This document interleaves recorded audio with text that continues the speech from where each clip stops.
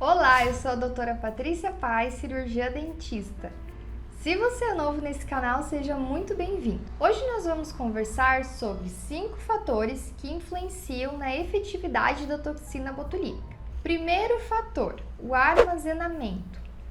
É importante que a gente tenha um fornecedor de confiança, onde a gente saiba como que essa toxina botulínica está sendo armazenada, até como que vai ser transportada para chegar até o nosso consultório, bem como a gente vai armazenar em temperatura adequada para aquela marca.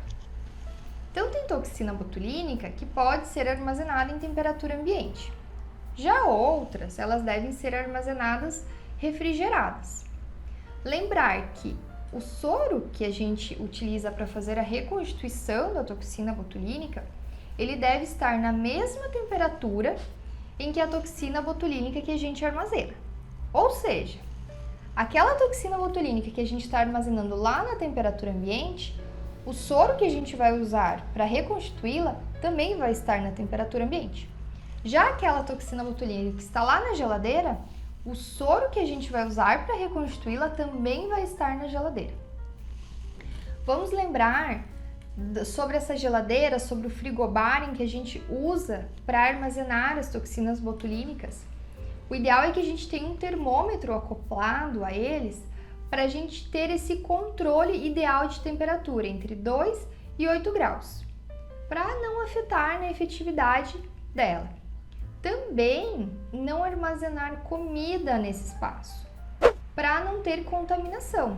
Então, se você está guardando, armazenando a toxina botulínica no meio refrigerado, é só para ela, não é para colocar comida lá junto também, certo? Segundo ponto que pode afetar nessa efetividade de toxina botulínica é uma correta anamnese. O que é a anamnese? É o histórico de saúde do nosso paciente. Então, antes de a gente pensar em fazer qualquer procedimento, a gente tem que ter uma anamnese muito detalhada, um histórico de saúde muito bem detalhado também. Esse histórico de saúde vai mostrar pra gente se o paciente tem, por exemplo, diabetes. Tem toxina botulínica que é bom a gente não usar nesse tipo de paciente, nesse paciente. Paciente que tem alergia à lactose. Tem toxina botulínica que não é recomendável que a gente use nesse tipo de paciente, a gente já vai pensar em outra marca de toxina botulínica. Então, além desse histórico de saúde, a gente também vai avaliar como que está os hábitos do nosso paciente. Por exemplo, se ele faz exercício físico intenso. Se é um paciente que realiza exercício físico intenso, muitas vezes na semana, com altas cargas, a gente já pode conversar com ele que talvez, no caso específico dele, essa toxina botulínica ela não tem uma durabilidade tão alta. Então, a gente pode fazer e a gente vai ter que acompanhar para ver quanto tempo vai durar naquele caso. O terceiro ponto fundamental para a gente sempre lembrar é a anatomia. Conhecer muito bem a anatomia, conhecer muito bem as regiões onde a gente vai aplicar a toxina botulínica, diferentes técnicas, diferentes angulações, para a gente ter resultados sempre positivos. Quarto ponto que a gente pode lembrar é a reconstituição da nossa toxina botulínica. Então, o que é essa reconstituição, para vocês entenderem? É o preparo em que a gente vai fazer nessa toxina botulínica antes de fazer o procedimento.